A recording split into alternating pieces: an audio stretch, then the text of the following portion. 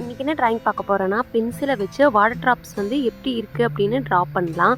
இதுக்காக பேக்ரவுண்டுக்காக லைட் பென்சிலோட தூளை வச்சு மெர்ஜ் வந்து பண்ணி விட்டுக்கிறோம்.